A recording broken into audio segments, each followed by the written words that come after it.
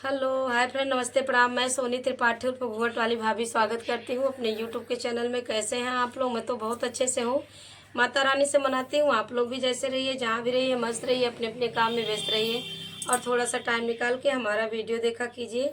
आज हम आप लोगों के लिए बहुत ही प्यारा कजरी गीत लेकर आई हूँ, जो कि मेरी मम्मी का बताया हुआ गीत है और बहुत ही प्यारा गीत है। आप लोगों को अच्छा लगे तो आप लोग भी लिखिए, अपने चैनल पर डालिए, जो है गाइए।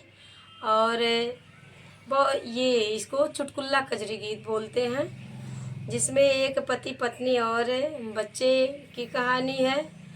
जो कहा गया है कि बच्चे घर में छोटे रहते हैं तो माँ को काम धाम करने में बहुत दिक्कत होती है। जब तक कि कोई बच्चे को संभालेगा नहीं तो माँ कैसे काम करेंगी। तो इसी के आधार पे वो बच्चे को कैसे क्या कह रही हैं अपने हस्बैंड से। आइए मैं गीत के माध्यम से सुना रही हूँ, सुनिए। आप लोग चैनल पर नए होंगे तो चैनल को सब्सक्राइब करना बिल्कुल ना भूलिएगा। और मेरा गीत आप लोग को पसंद आए तो प्यारे से कमेंट में ज़्यादा से ज़्यादा शेयर, लाइक और कमेंट जरूर कीजिएगा। बने रहिए मेरे चैनल पर। Bank camera.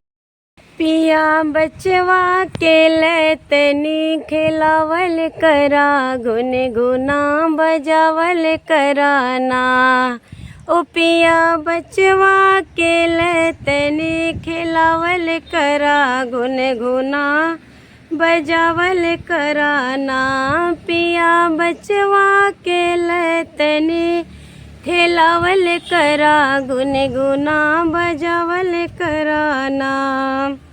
बचवा बाटे मोर भूखाइल, दूध वाला नाहीं आइल। बचवा बाटे मोर भूखाइल, दूध वाला नाहीं आइल।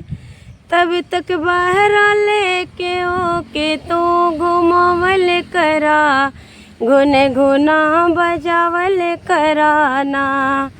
तब तक बहर लेके ओके तो घुमावल करा, गुनगुना बजावल कराना। पिया बचवा के लेके तो खिलावल करा, गुनगुना बजावल कराना। पिया बचवा के लेके तो खिलावल करा, गुनगुना बजावल कराना। झट से ले हम नहाए, अबहिन पानी कल में बाए। झट से ले हम नहाए, अबहिन पानी कल में बाए। तब तक ठोके ठोके ओके तो सुतावल करा, गुनगुना बजावल कराना। तब तक ठोके ठोके ओके तो सुतावल करा, गुनगुना बजावल कराना। पिया बचवा के लैतनी खिलावल करा, गुनगुना बजावल कराना। पिया घरे जब आइली, अरे अरे मते कैले। पिया घरे जब आइली, अरे अरे मते कैले। हमके नन्हका के माई गोहरावल करा, गुनगुना बजावल कराना। हमके नन्हका के माई गोहरावल करा, गुनगुना बजावल कराना।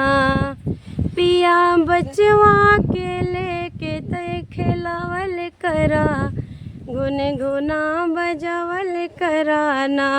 पिया बचवा के लेके तन खिलावल करा, गुनगुना बजावल कराना। ये मेरा चुटकुल्ला कजरी गीत था। आप लोगों को कैसा लगा? अच्छा लगा होगा तो आप लोग भी, मैं कह रही हूँ कि अपने चैनल पर लिखिए, गाइए, डालिए। मुझे आप लोगों के द्वारा सुनकर बहुत ही अच्छा लगेगा। मम्मी का बताया हुआ हमारे ये कजरी गीत है उन लोगों के समय का। तो आप लोगों को कैसा लगा रिक्वेस्ट कर रही हूँ, प्यारे से कमेंट में ज़रूर बताइएगा। मुझे आप लोगों के कमेंट का इंतज़ार रहेगा। फिर मिलती हूँ नेक्स्ट वीडियो में। तब तक के लिए जय माता दी, राधे राधे, जय श्री कृष्णा।